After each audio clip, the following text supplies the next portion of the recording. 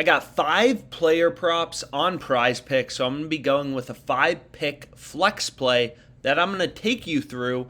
And what you'll notice in most of my betting, and I've done a bunch of content about why you want to be placing 5 pick flex plays on PrizePicks, right? So you'll notice basically everything I'm betting is going to be a 5 pick flex play, wins and losses, and basically what you need to understand is how PrizePicks works, right? So you can see for a flex play, for a 5 pick flex play, if I zoom in, if you go 5 for 5, you get a 10x payout.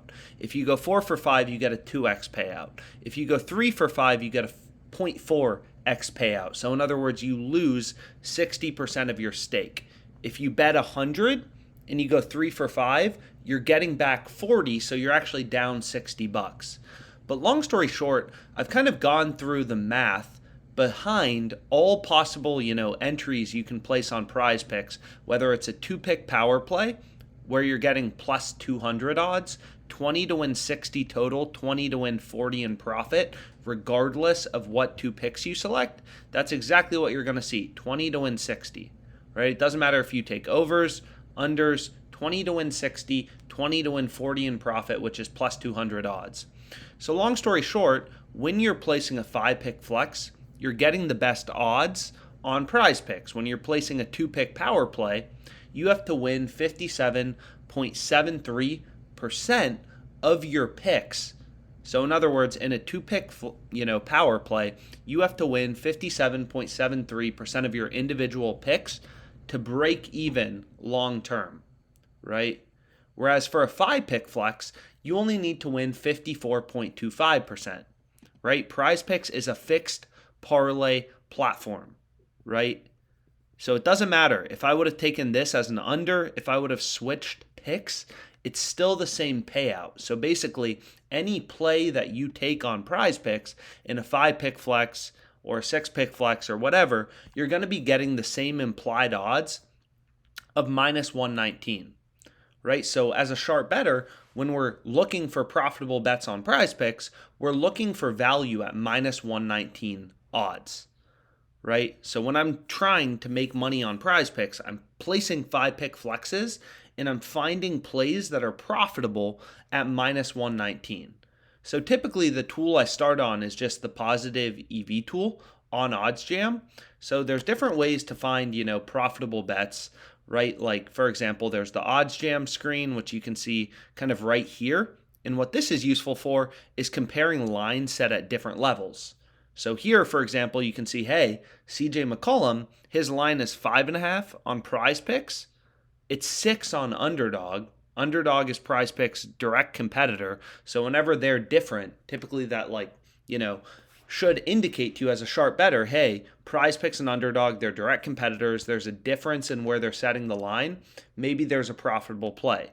And what you're going to notice here from McCollum is all of the bookmakers, DraftKings, Pinnacle, Betway, Caesars, they all have his over 5.5 assists pretty heavily favored, right? So you can see this is actually a positive EV play.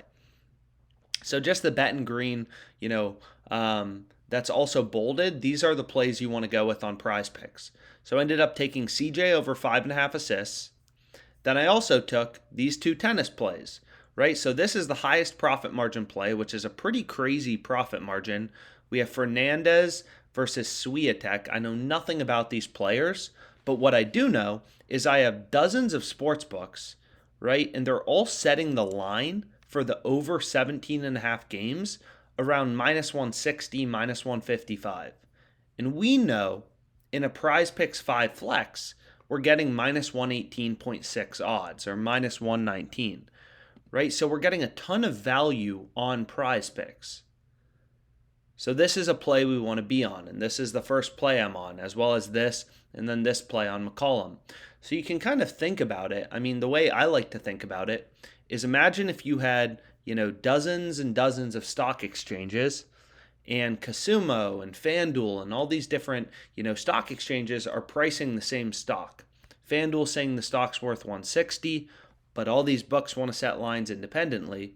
So Pinnacle, which is known to be a very sharp sports book, So let's say it's a bigger stock exchange. They have the stock at $155, Casumo 157. So you kind of look throughout the market and it becomes pretty clear looking at all the data that, hey, dang, getting minus 119 on PrizePicks, being able to buy the stock at 119 when all the other stock exchanges have it trading around 155, 160, seems like a good deal, right? So this is really just rational sports betting, data-driven sports betting. Why are you trying to determine? Nobody knows the future, right? There's some probability this tennis match goes over. There's some probability it goes under. And all of the sports books who have invested hundreds of millions of dollars into their ability to set lines, they're all running around pricing this bet independently, right? They're taking action from all over the market, moving around lines due to supply and demand, right? And they're all telling us, hey, this should be priced minus 155, minus 160. We're getting it minus 119. That is an insanely profitable bet, as you can see by the profit margin. I mean, it's irrefutable that this play is incredibly profitable. PrizePicks is giving us minus 119.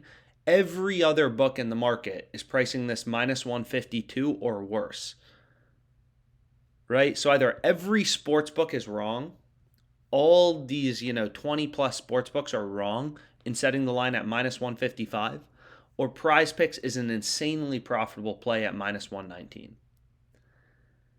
So that's what I ended up going with, right? So again, you need to invest in your education. So you need to understand, first of all, why do you always want to place 5-pick flexes on PrizePicks if you actually want to make money? If you don't want to make money, different story. If you actually want to make money, you're placing 5-pick flexes on PrizePicks, right? So here's what I ended up going with. Here's my 5 picks. We have Tatum over 4 assists, Embiid over 10.5 rebounds, McCollum over 5.5 assists, then these 2 overs. So these 3 plays, you'll notice, were just from the positive EV tool, right? Bet in green, in bold, that's all I'm hitting. The play with value, right? The play with a positive profit margin. All the books are pricing this minus 160. We're getting it minus 119. I don't know shit about tennis. You don't have to. You're just following the market, right? The market knows all, right? You don't have to know anything about these tennis players. It doesn't matter. You have dozens of sports books telling you this line should be priced at minus 160, and you're getting it minus 119. This is just rational, data-driven sports betting, right? Minus 119 is an arbitrage play to a bunch of different sports books. So literally by definition, this play has to be profitable. I mean, it's so insanely good, 7.12% profit margin. If it doesn't jump out to you that this play is good, stop betting on sports, right? It's just such clear value to the market that this is a play you just have to be on. Plays like that don't come around all the time. So we have 2 EV plays, right, in tennis. So Mateus Alves over 16.5 games, CJ McCollum over 5.5 assists. Then we have Fernandez over 17.5.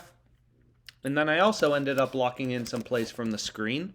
So again, every betting tool on OddsJam works slightly differently.